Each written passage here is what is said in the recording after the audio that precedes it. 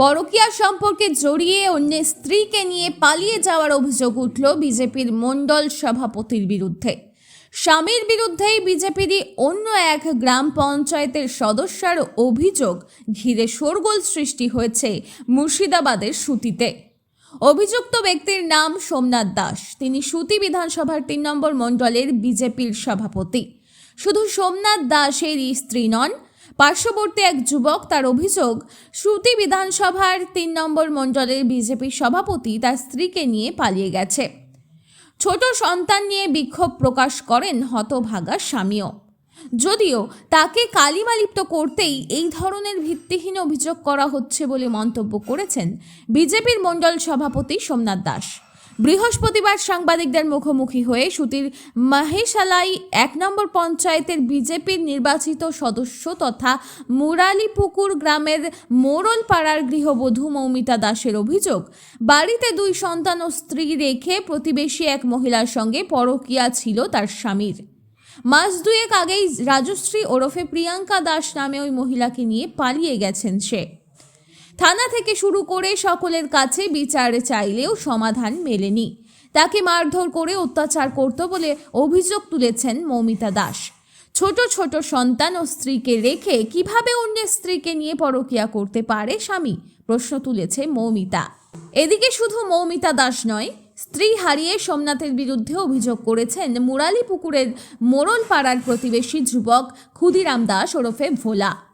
ক্ষুদিরাম দাসের অভিযোগ, গ্রামের মেম্বার থাকার সুবাদে সোমনাথের সঙ্গে যোগাযোগ হয়। ওর জন্য ভোটে আমরা খেটেছিলাম, কিন্তু এই সুযোগে সোমনাথের সঙ্গে তলে তলে সম্পর্কে জড়িয়ে পড়ে তার স্ত্রী। ৬ বছরের সন্তানকে রেখে হঠাৎ পালিয়ে যায় তার স্ত্রী, এমনই অভিযোগ তার। আমি ওকে আর মেনে নেব না, এটা নিয়ে তৃতীয়বার পালিয়েছে আমার স্ত্রী, এমনই অভিযোগ করেন তিনি।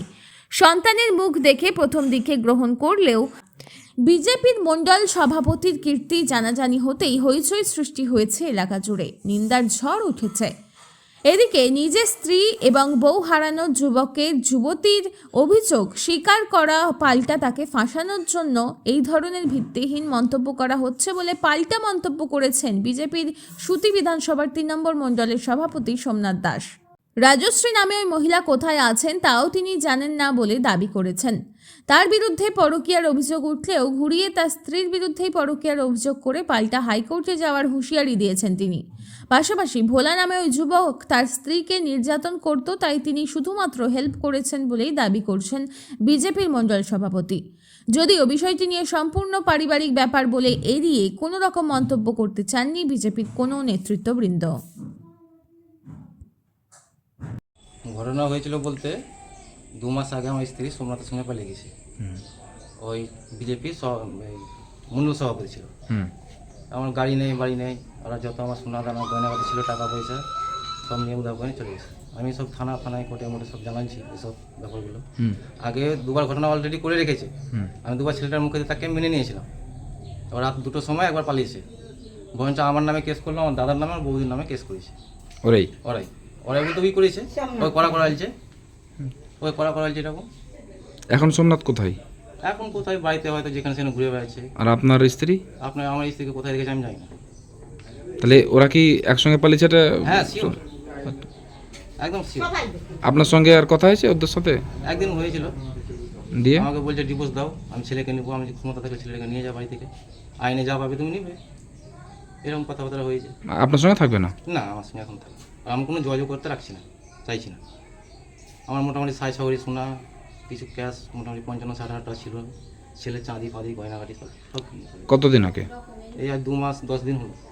আচ্ছা, সোমনাথ কি বিবাহিত ছিল?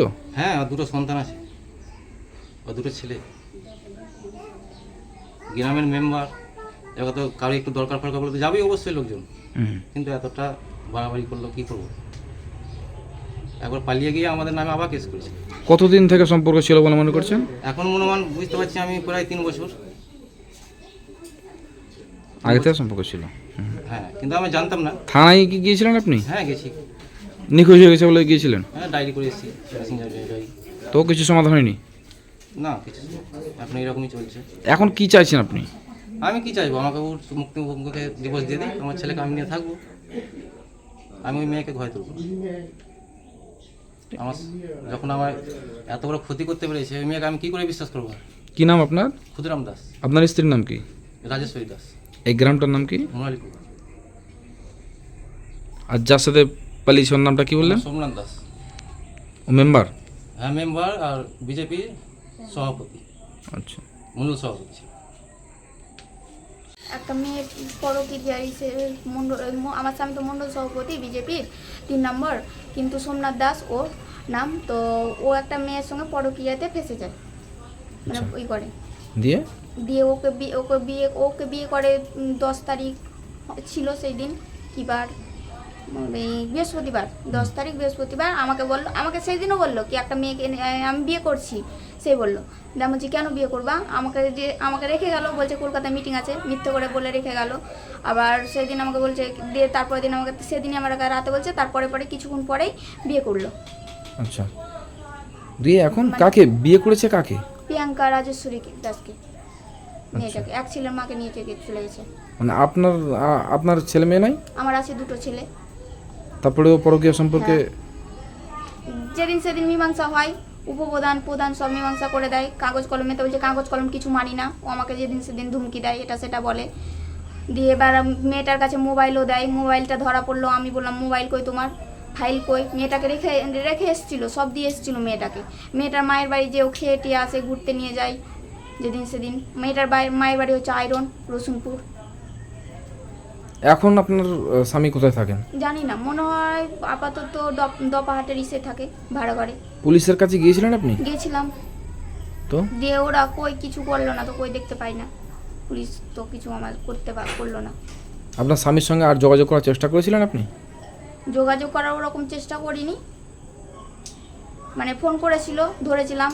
ও আমাকে মিথ্যে করে বললো কি মেয়েটাকে আমি সাহায্য করেছি। তো সাহায্য করার কিছুদিন পরই আমার শ্বশুর আনতে গেল, মেয়েটাকে নিয়ে এলো, এক রাত ছিল ওই বাড়িতে। এর মধ্যে কি আপনি আপনার স্বামীর বাড়ি গিয়েছিলেন? আমি গেছিলাম, যে চোর বলে অপরাধ দিয়ে আমাকে তাড়িয়ে দিয়েছে। এখন আপনি কি চাইছেন? আমি কি চাইছি, মেয়েটাকে ছাড়তে হবে, না তো আমি ওই 2টো সংসার, ও যখন বলছে সবাইকে কি করে বেড়াবো, তো আমি করবো না 2টো সংসার। আচ্ছা, এখন তাহলে আপনি কোথায় আছেন? মায়ের বাড়িতে আছি, মায়ের বাড়িটা কোথায় আপনার? মুরালিপুকুর লম্বাপাড়া। আর শ্বশুরবাড়ি? মুরালিপুকুর মরলপাড়া। আপনার নাম কি? আমার নাম মৌমিতা দাস, 1 নম্বর মহিষেলন মেম্বার, কোন পার্টির? বিজেপি। আর আপনার স্বামী কোন পার্টি আমার করতেন? বিজেপি, আমার স্বামী বিজেপি মন্ডল সভাপতি 3 নম্বর বুথ। কি নাম আপনার স্বামীর? সোমনাথ দাস।